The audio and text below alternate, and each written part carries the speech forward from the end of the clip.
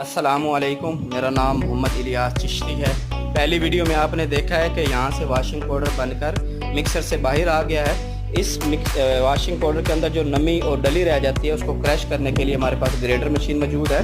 तो मिक्सिंग के बाद ग्रेडिंग करते हैं। तो ये ग्रेडर मशीन आपको चला कर दिखाएंगे, चलाएंगे। ये भी सिंगल फेज ग्रेडो बिजली पर चलती है। इसका काम है सरफ को ड्राई करना। तो यहाँ से आप देख सकते हैं कि ये भाई यहाँ से वॉशिंग पाउडर ऐड करेंगे। जैसे ही वॉशिंग पाउडर ऐड करेंगे तो यहाँ से मटेरियल जो है वो इसके अंदर जाना शुरू हो जाता है। यहाँ से आप देख रहे हैं, यहाँ से मटेरियल इसके अंदर ऐड हो रहा है, ठीक है। और इस ग्रेडर मशीन में यहाँ से मटेरियल को ग्रेडिंग करना है। ग्रेडिंग करने के बाद हमारा मटेरियल फाइनल तैयार होकर यहाँ से बाहर निकल आएगा।